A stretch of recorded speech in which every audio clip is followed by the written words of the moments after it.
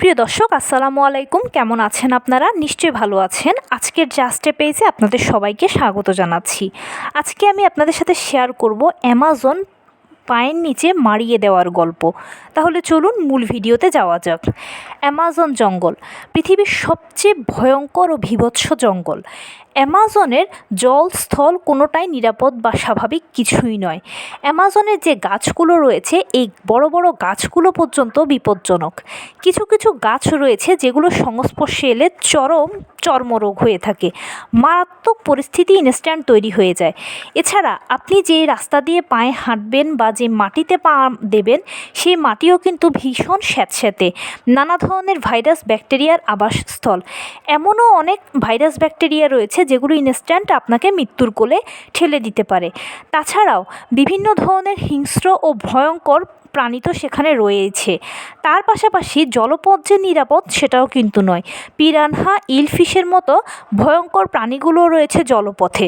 এক কথায় অ্যামাজন পাড়ি দেওয়া অসম্ভব, কিন্তু এই অসম্ভবকে সম্ভব করেছেন এড স্ট্যাফোর্ড নামক একজন ব্যক্তি।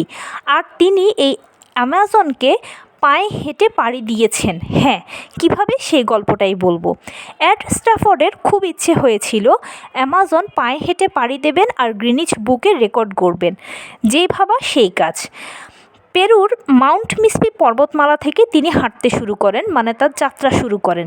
প্রতিদিন 10 থেকে 12 ঘন্টা পর্যন্ত হাঁটতেন, কখনো জলপথে কখনো স্থলপথে, বিশাল বিশাল গাছপালা এড়িয়ে। চলার পথে তাকে অজস্র কঠিন বিপদের সম্মুখীন হতে হয়েছিল। যাওয়ার সময় তিনি যে খাবার পানীয় নিয়ে গিয়েছিলেন সেগুলো নিমেষেই শেষ হয়ে গেছে। ফলে অ্যামাজনের গাছের ফল, পাতা, শেকড়, পোকামাকড় এগুলো খেয়েই তাকে জীবনধারণ করতে হয়েছে। কখনো হেঁটেছেন জলপথে, আবার কখনো হেঁটেছেন স্থলপথে, সাঁতারও কাটতে হয়েছে অনেক। অবশেষে এই করতে করতে তিনি ব্রাজিলে গিয়ে পৌঁছন। ব্রাজিলে যখন পৌঁছান তখন তার মনে আনন্দ, কিন্তু হঠাৎই বাধল এক বিপত্তি। কিছু আদিবাসী তাকে বন্দি করে ফেলে শত্রু ভেবে।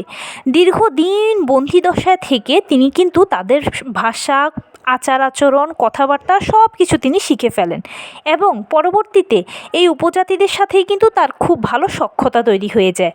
আর এই উপজাতিদের সহায়তায় কিন্তু তিনি 2010 সালের 9 আগস্ট বেলেমে গিয়ে পৌঁছন।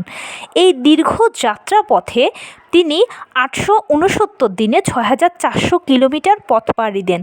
আর সেই সাথে এড স্ট্যাফোর্ড গ্রিনিচ বুকে রেকর্ড করে ফেলেন পৃথিবীর একমাত্র ব্যক্তি যিনি অ্যামাজন পায়ে হেঁটে পাড়ি দিয়েছেন। তো এ ছিল আজকের ভিডিও। যদি ভালো লেগে থাকে তাহলে চ্যানেলটিকে সাবস্ক্রাইব করার বিনীত অনুরোধ রইল।